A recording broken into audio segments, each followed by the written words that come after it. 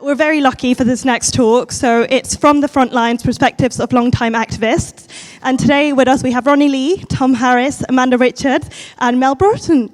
And we have Ben Newman, who will be chairing the talk. So I will just hand over to you. Hello. Maybe this isn't working. Wait, is this working? Oh, there we go. Hello. Cool, so this is, I've never hosted a panel before, so we'll see how it goes. There's a big random factor, so everyone play along. So this is looking at the long-time direct action activists. So many people, I'm sure know, but many don't know, there's been a lot happening before 2024 or before the 2010s. And we're really lucky to have Ronnie Lee starting from the 70s. Well, many people have been active for a while. Mel starting out in the 80s, Amanda starting out in the 90s, and Tom Harris starting out in the 2000s, or a tiny bit earlier. We tried to fit everyone into boxes. And it's like certainly true that every generation has the tendency to think they've invented things, and we're no different. And certainly in Animal Rising, you might not know, we've been doing direct action a lot over the last few years. And delaying horse races, rescuing beagles, blocking distribution centres. And I'd be lying if we didn't think we'd invented a lot of that stuff at the time when we were doing it. So, but it's been really great, at least over the last couple of years, at least from my perspective, people start to come out of the work and everyone's starting to make friends. So hopefully we're going to be able to look back at some like real wins. People actually really did win a lot of like quite incredible stuff in the past. Animal test, particularly around animal testing got a real crushing. And you know, this is also it's our movement and our history really, so hopefully we all can feel a little bit of ownership over it, and like there's a bit of a continuous flow. And maybe it might come out of that there was a lot of this history roughly from the 70s. Tom's, well, not quite starting out in the 2000s, but you know, I only started out in the 2020s. And there is a reason. there was a 10-year or so gap in really anything, not anything, but you know, a lot of the old style campaigns just stopped, and that was because we'll find out. But yeah, Shaq, which was on those last campaigns, got basically crushed. So, but maybe Tom will disagree. Anyway, so. With that, yeah, going to just introduce. So Ronnie was one of the founders of the Animal Liberation Front. Been to prison multiple times, a total of 9 years in prison. And the ALF, which, how many people have heard of the ALF here? Could you raise your hand? How many people haven't heard of the ALF? Oh, quite good. That's good. That's a pleasant surprise, actually. And yeah, so this is a lot of balaclavas burning down. Rescuing animals and economic disruption. Maybe Ronnie will disagree, but anyway. And then moving to Mel. So Mel is, fair to say, pretty iconic. Famous for rescuing Rocky the dolphin in the 80s, or attempted rescue, which was just a beggar's belief, trying to rescue a dolphin from an aquarium. And is still active. That's the amazing thing. So Mel recently was in prison and recently won a trial around MBR beagles. So amazing from Mel. And then so Amanda has been running pressure campaigns since the 90s, and the Save New Church guinea pig campaigns, the famous and infamous campaign. Which was going alongside Shaq at the time through the 90s, and then went on to founded and was spokesperson for it, and then went on to be involved with Speak, which was one of Mel's campaigns. So there's a lot of everyone's very much overlapped. And then Tom Harris, who is outside selling books, you might have seen, and it is by it was described as very successful by Hampshire Police and a firebrand by the Daily Mail. But this was all around the Shaq campaign, which was probably the last campaign to fly too close to the sun. And yeah, so maybe we'll hear about that. But maybe that's Yeah, and been running and loves pressure campaigns. He's actually giving a talk after this on pressure campaigns, and has run loads of pressure campaigns, whether it's on pet shops or chicken farms. Anyway, so what we're going to do, we'll hear from everyone, then we'll be able to have some questions as well. So I hope that's not enough. That's enough for me. So maybe going in order. Ronnie, do you want to say a little about what the ALF was? Yeah, well, I can start off with a little bit of history kind of before the ALF. In terms of the animal rights movement, the animal rights movement really only started in the 1970s. I mean, prior to then, and I mean, quite definitely prior to the 1960s, what you had was kind of very kind of conventional national organisations that basically they were just saying to people, send us money and write to your MP. That was kind of what it was. And in organisations against animal experiments, against hunting, against the fur trade and stuff like that. And then in the 1960s, that's when the hunt saboteurs were formed, the first direct action group to protect animals in this country. And you also had, in a sense, probably the first real mention of animal rights. There's a writer called Bridget Brophy. She wrote some articles that I think were published in the Times, where she talked about the concept of animal rights and why it was important. So that's when it kind of all began, and that kind of increased in the 70s, the idea of animal rights. There was a surge also in the 70s of veganism, because the Vegan Society managed to get a programme on the television, and that attracted a lot of new members. I mean, my involvement, I started in the early 70s. I went vegan, and very soon after that I got involved in the hunt saboteurs. And that led to myself and some other people forming a group called the Band of Mercy. The reason for that name was it was the name of an RSPCA youth group in the 19th century. Surprisingly, they used to take some direct action. We wanted to revive the spirit of that. And we started off by taking direct action against hunting. We'd go to the hunt kennels and damage their vehicles to stop them actually going out hunting in the first place. And that expanded to other forms of combating the oppression of other animals. We tried to destroy an animal research laboratory that was being built in Milton Keynes. We seriously damaged 2 fishing boats that were used in the killing of baby seals up on the Wash in Lincolnshire, and that led to that coming to an end completely, which is a very early success for direct action. And then in 1976, the Band of Mercy changed its name to the Animal Liberation Fronts, and a lot more people became involved. We were able to do a lot more things, not just damage. We were able to rescue a lot of animals as well. During the 70s, I was sent to prison twice for ALF activities. And what was interesting was that, I mean, the 2 really main targets of the Animal Liberation Front were animal experimentation and the fur trade. And certainly in the UK, the ALF had really tremendous success with regarding those two aspects of the oppression of other animals. It's interesting to note that in 1976, the number of experiments on animals in the UK, certainly according to official figures, was the highest it had ever been. It was over 6 million.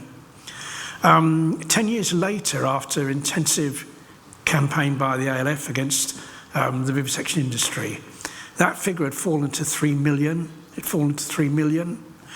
And that has never gone back up to 6 million again. It went up a bit in the intervening years, but it's never gone back up to as high as it was in the mid-70s. I think that deserves a round of applause.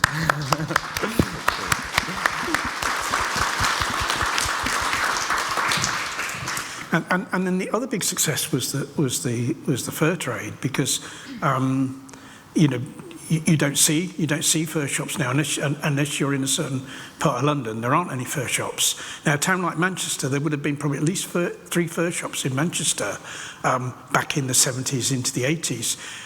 The department store in Manchester at the time, I believe, had a fur department, and lots of department stores throughout the country had fur departments where they sold full fur coats. And really, largely as a result of the ALF campaign against the fur trade, which involved a lot of damage to these places. As I said, the only place where you get a high street fur shop now is in London. There are a few in London. And the only department store in the whole country that has a fur department is Harrods in London. And the fur trade, we had a ban on fur farming in this country in the early 2000s. But really, already by then, the fur trade in this country had been largely decimated as a result of ALF activity, and it's the only time you get fur, you get fur trim added to some garments now, and there are campaigns against places that do that. But the fur industry, is largely due to ALF activity, I believe, was decimated here in the UK. So that was another really big success. Of the ALF, and something I'm obviously proud to have been involved in. And so I won't say any more. I mean, people can come back to me later, but I'm aware of the time, so I'll hand over to Mel now to take the story a bit further. Yeah, go. Sorry. Oh yeah. Hello everyone. Following on from Ronnie, I got involved in the animal rights movement at the beginning of the 1980s, and it's fair to say part of that was very large part of that was due to the actions of Ronnie and the ALF and the Band of Mercy, who I was completely inspired by. I think it's fair to say that I came in at a time when the animal rights movement was literally on fire. It was on fire. It was a political hotbed in this country at the time. The miners' strike, there were riots, inner city riots, punk music was raging on, and we came in as young kids, fresh-faced, angry and ready to go, and we were determined nothing was going to get in our way. And that kind of set the seal for what was to follow, for me personally and for people who gathered around me. And I think one of the things that I would stress about what happened then was the local group network in this country was so strong. And it wasn't that the capital cities like London dominated, they didn't. There were powerhouses of animal rights activism in Northampton, my own town, Coventry. They did a whole panorama programme about Coventry, John and everyone in Coventry. There was animal rights groups bursting out of every town, market town and even village in this country like you wouldn't believe. And they were determined not only to take this forward, but to outdo each other. And I'll give you an example of how unbelievable it got. During that period, I remember there were probably, at some point, there were 5 or 6 ALF actions a night, every night of the week. And I'll give you one example, and I'll spare some of the detail to protect the guilty. But I remember being on a job at an establishment, which I won't name, and whilst we were doing what we were doing, another group from my hometown of Northampton drove by with a carload of beagles that they'd liberated from somewhere else. Neither of us knew about what had gone on. It just happened. That's how hectic, that's how unbelievable and how powerful and how energetic it was during that period. And I suppose, for me, the animal rights ethos has always been powerful, very powerful, and still is. And we'll talk more about that later. But I would also go on, there was a further development, I think, during the 80s that, again, was so inspiring. And I'll talk a little bit about that. And it's called the Animal Liberation Leagues. And it started off with a group called the Northern Animal Liberation League, based up here in Manchester. And their history was incredible. And we also had groups in the South East called the South East Animal Liberation League. And we had the Central Animal Liberation League, and we had the Eastern Animal Liberation League. And these organisations essentially took the ALF tactics a step further, if you like, and they organised mass daylight raids against largely establishments involved in animal research, but also others. And I think one of the most inspiring things I remember about that period And I think it probably feeds into everything that happened since, including Shaq and all the other things. But what they did was they grabbed the media attention in a way that you just wouldn't believe. And I'll pick a couple of examples out here because it's worth mentioning from a historical perspective. We're talking about the mid-80s here. And there was a raid by the Central Animal Liberation League. And this was on a Sunday afternoon, middle of the Sunday afternoon, 2 o'clock, bright summer's day. And this group of people went into Park Farm. Now, this was the holding station for Oxford University. So all the animals were held there that would go into the laboratories at Oxford. Beagles, monkeys, rabbits, rats, but also dogs that had been obviously lifted off the street, Old English sheepdogs, collies that were found in there. And this group, the Central Animal Liberation League, in the middle of a Sunday afternoon, went into Park Farm, loaded up with cameras, and this was a new departure for the animal rights movement, filming what they did. Went in, liberated the dogs, broke into the monkey unit and filmed it. But this is what I love about the animal rights movement, and the thing that we should cherish is the sheer audacity and intelligence working together. They not only liberated those animals, they took University Park Farm's own van, they stole their own van to drive their own animals away in. Just imagine that. The second thing I want to mention, another one that had a massive impact on me, and again, it goes to the intelligence and audacity that comes together uniquely in the mind of an animal rights activist at the time, was a raid on the Royal College of Surgeons in 1984. And the Royal College of Surgeons was based at the historic home of Charles Darwin.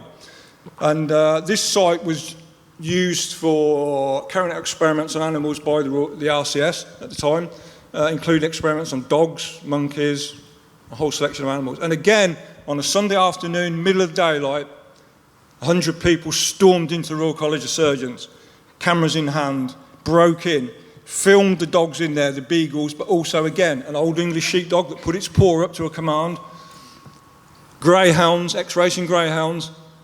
But fundamentally, during the raid, a lot of documents were grabbed, and in that were some photographs of a monkey called Moan. And I will never forget, and this shows you the power of our movement, the grassroots animal rights movement. That night, on the Sunday evening, ITV News at 10, the first news item that flashed up on their screen, millions of people were sat in their homes that night, and what they saw flash up on their screens that night, lead news story was a picture of this monkey, Moan, right there on the TV screens, millions of times. No one had ever seen inside a lab, let alone the Royal College of Surgeons, this so-called august body of medical researchers. But this poor monkey that later became the subject of the first ever prosecution, I think, as far as I'm aware, of a laboratory in the UK. They were found guilty of ill-treating this monkey. They did win on appeal, unfortunately. But imagine that. An animal rights movement. These were grassroots animal rights activists. These were just ordinary people, just like you, just like all of us, ordinary people, did that. Headline on the news. And I'll tell you what, a movement like that is undefeatable.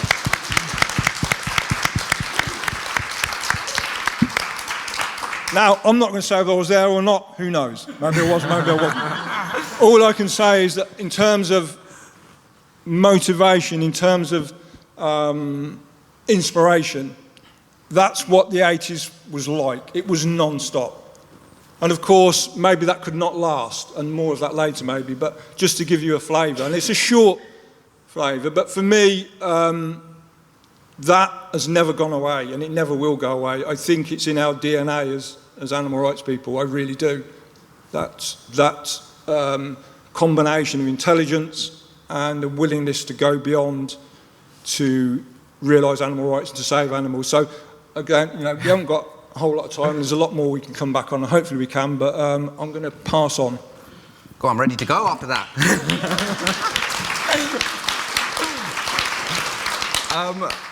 Yeah, so the mad energy in the 80s, and I don't know, Amanda, because you were telling me about a similar interfauna event. Maybe you want to talk about that. So when I got involved in the 90s, it was a really vibrant movement, and there was so much going on. So one day you'd be hunt sabbing, the next it would be a circus demo, then a couple of days later maybe a zoo demo, or against a greyhound racing. There was always something going on, and it was always something different, which was just really great because you just felt really inspired. And again, it came from really strong local groups. So if there was a circus in one town, they'd get demoed by that local group, and then when they moved on to the next place, they'd get demoed there, and then they'd move on somewhere else and get demoed there. And it was very much people and local groups working together that I think definitely had an effect on the animals in circuses, because we ground them down. And I think that more than legislation is, what saw the end of exotic animals being routinely used in the circuses in this country. One story I think which says about what was happening at the time is that there was a World Day Against Laboratory Animals demonstration taking place. It must have been early 90s, I can't remember exactly when. And it was taking place in Cambridge. And someone who was going to the demo, they drove past a place called Interfauna on their way there. Now, Interfauna were a company who, like Interflora, deliver flowers around the world. Interfauna would send animals for vivisection to all around the UK and to other countries as well. And they had two premises in the Cambridgeshire area. One bred beagles for vivisection, and that is now the site of the MBR beagles.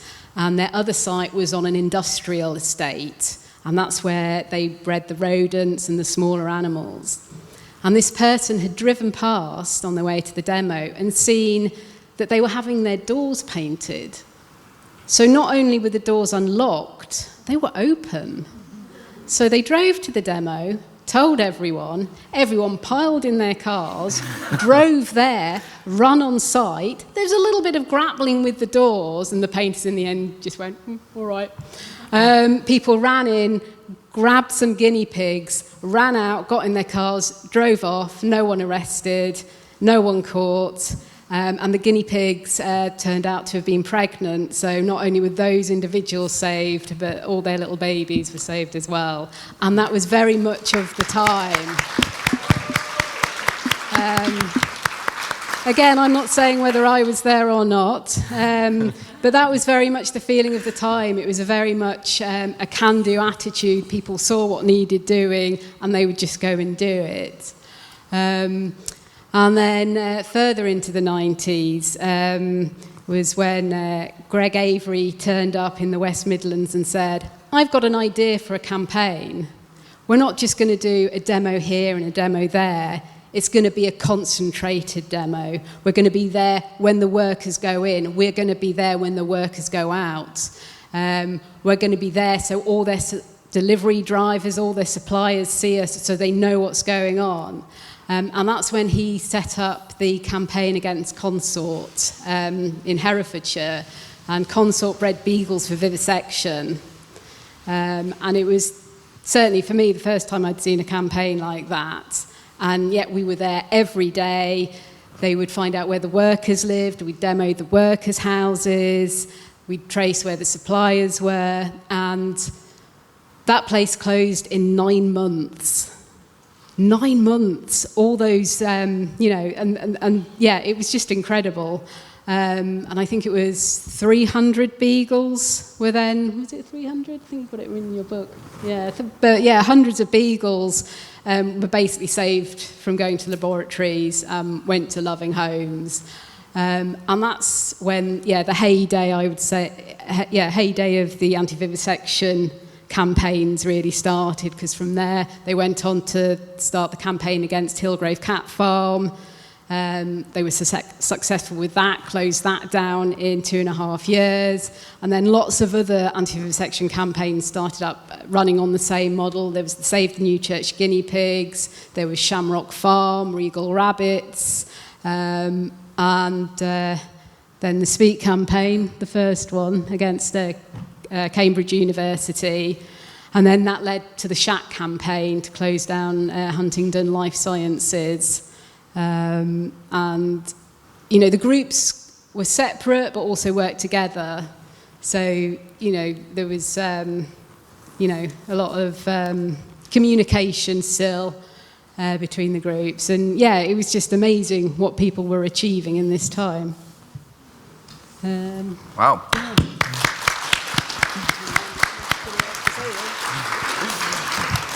Well, to you, Tom. Yeah, so when I became involved in the movement, it was actually 1999, I think 98, 99, so I'm going to pretend it was 2000 for the chronology. But I became involved literally off the back of all of this, and I think I was 15, and my brother somehow got hold of an Animal Liberation Front support group newsletter, and I was flipping through the pages, and there'd be pictures of animals in laboratories or intensive farms, and then the next page would be probably Mel.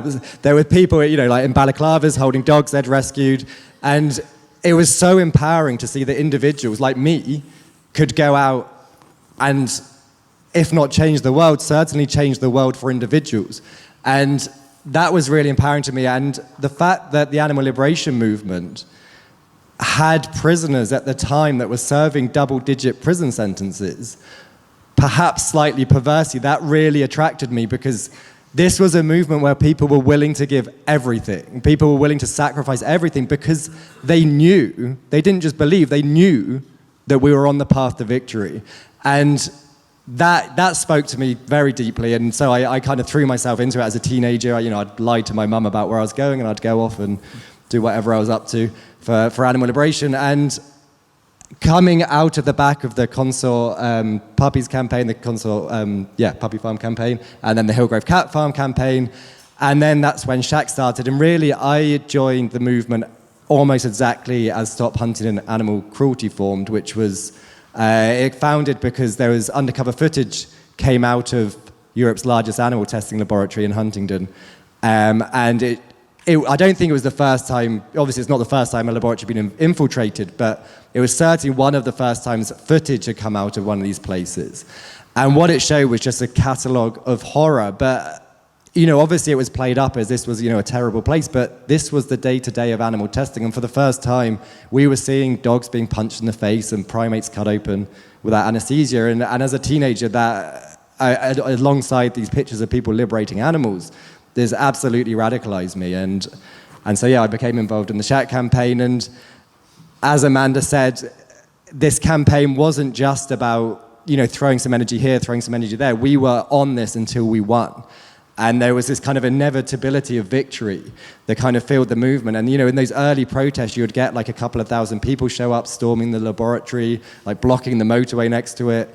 And it was all very effective and very successful until, I suppose, we upset the wrong politicians, and they decided, in their words, that they had to eradicate our movement. And unfortunately, I kind of missed some of the heydays of everything, and I got caught up in the end. But not just me, Amanda and Mel were dragged into it as well with the Speak and the SNGP campaigns. But so essentially the government set out to eradicate the anti-vivisection movement, and we found ourselves, a lot of us, dragged out of our beds and thrown into prison for fairly lengthy terms, which in itself for me wasn't really an issue. Going to prison isn't, I'd been to prison before, that's fine. But it was the fact that when I came out of prison, the movement had gone. Like, it had been deliberately removed from existence.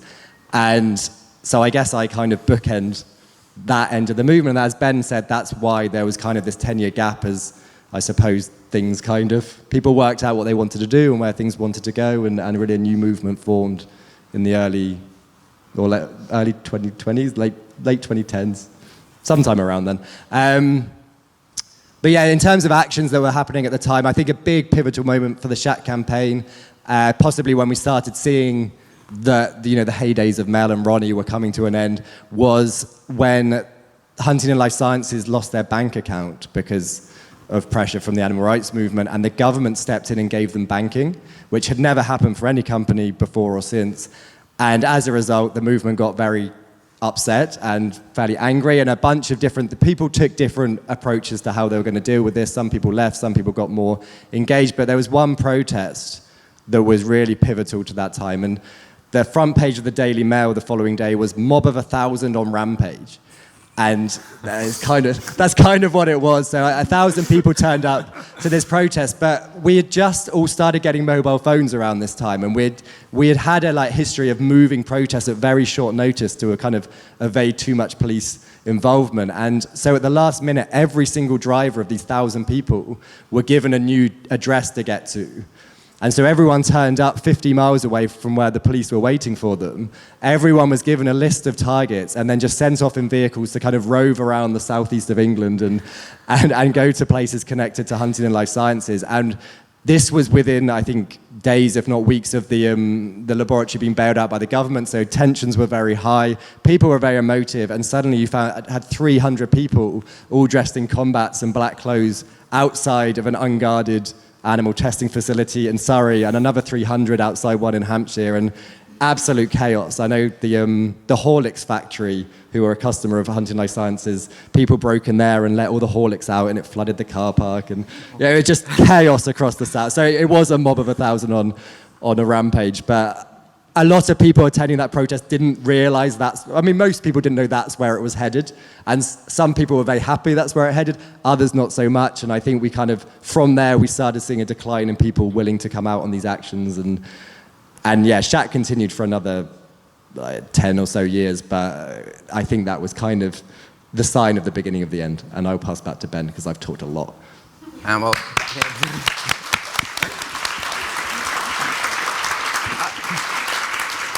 How many people here had heard of Shack before? Can you raise your hand? And if you hadn't, because now you have. We're in for a treat. Because I don't think you communicated, though, just how it was just call it flying too close to the sun, because it was undefeatable. It's just like company after company, bank after bank was dropping Huntington Life Sciences, and it was just striking fear into the heart of banks. Just the crazy animal rights people were going to come. That's certainly the government line. I think I would say we were compelling them to join our boycott. But yeah, it was a remarkably successful campaign, and I think a big part of after this, I'm giving a talk on pressure campaigning, and I will go over a lot of the kind of technicality of how to win a pressure campaign after this. So please stay after it and listen to that if you want more information on Shack and that. But what we did was we picked the big target, like the bank, because no company can exist without a bank or an insurance company or internet providers or anything like that. And so we picked these big kind of targets, but then at the same time, we would also be hitting, the toilet roll supplier, their vending machine supplier. And so literally like every single week, I think at one point they were losing 5 suppliers a week. And so they had to employ people full time just to get new suppliers. And obviously the suppliers then start charging more and more and more. It just destroyed them financially. And so by the end of the campaign, the government was providing insurance and banking, which, as I said, hasn't been done for any other company. And Huntington had to build their own laundrette, crematorium, their own gas supply lines from the mains. And then the people who built the gas supply lines refused to service them. So then they became useless anyway. And then they also set up their own courier company, their own catering company, because none of these industries would deal with them. So it was phenomenally effective. And then other campaigns started kind of emulating it. And not just within the animal rights movement, even today, like Palestine Action very openly states Shack as one of their biggest inspirations. So, yeah. Whoop. Nice. I was going to, because Mel and I were chatting just before this, and because there was a massive active grassroots scene, but there was almost no coordination with the establishment. There was a layer of establishment. This was all being driven by people. No one was getting paid even. There wasn't big money funding any of this, but there was almost no coordination at all with the big establishment NGOs, and even the opposite of coordination. Do you want to talk about that? Yeah, I go back. Yeah, I did briefly touch on this earlier. I think I'm going to go back to it again because I think it's missing now, and we need to rebuild this. I talked earlier about the groups all around the country, Coventry, Northampton, Leicester, everywhere had not just an animal rights group, but a very, very active animal rights group. And the key thing here was they were independent in terms of what they did. So you would pick your local target in your local town. But what you would also do was come together at national events, campaigns, whatever. And the thing here is, and this is what I get slightly puzzled about this now, so I don't get, maybe you can help me because you're all a lot younger than me. We lived in an age pre-social media. There was no smartphones or internet. And yet we could, if we wanted to, and we did it many times, pick up a phone, a landline, or go to a call box, make a few calls, and within a day or two, you could get 500 people or 1,000 people somewhere, just like that, without the internet, without social media. Because there was, and this is something I think we as a movement need to address. I don't know about everybody else, but I feel the social media is not as great as it's cracked up to be in terms of helping activism. It certainly can reach a lot of people. It can certainly send images everywhere. But what it can't do is install in the individual the desire to act and be active and become an activist. I don't think it can do that. And I don't think it can motivate in that way. In fact, sometimes, I don't know about anybody else, but I look at social media and I feel depressed by it. I'm sick and tired of scrolling through pictures of animal abuse or animal suffering. And sometimes, and I think this is something I want to say to everyone, and this is heartfelt for me, we cannot become tourists in the suffering of animals.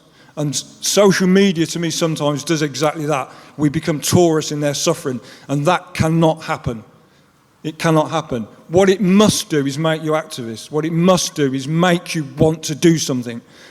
I don't have a magic wand about what you do, because the times are different, but I do fervently believe that the ethos that turned me into an animal rights activist, Tom, Amanda and Ronnie, is in there in all of us, and is still there deep down in all of us and still burns very strongly, and we mustn't let that go out. So I would make an impassioned plea to you all. And this isn't about revisiting the past, because I know you can't always do that.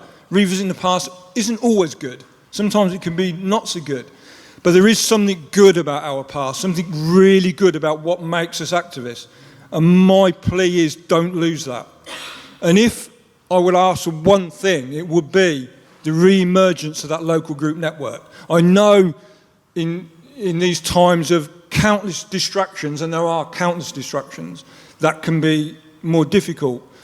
But I think it's essential, because without that grassroots strength, I don't believe you have a movement that's going to be effective enough. You have a movement, but is that movement as effective as it can be? And I think without that, no, it can't be.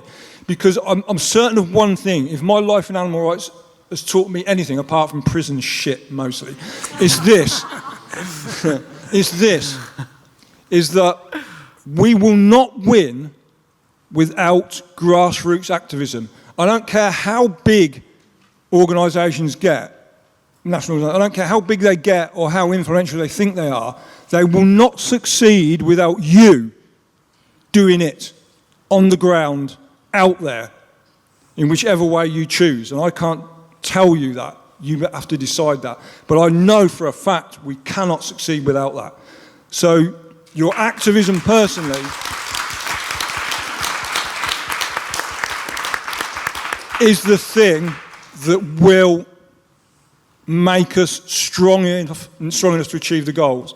And historically, I think that's what comes across from Ronnie, myself, Amanda and Tom. If you take anything from the four of us, apart from the fact some of us are getting really old now, apart from that, if you take anything from that, it's got to be that all of us, in our own way, had that principle that if we were going to do anything to save animals, to free them, to liberate them, to achieve animal rights, we had to do it ourselves. We had to motivate ourselves, motivate other people, and act from the grassroots up. And I hope, more than anything, that comes out of this, because I think we all stand for that collectively from our different paths and our perspectives. So I would hope that we can pass that on to you in the most positive way we can.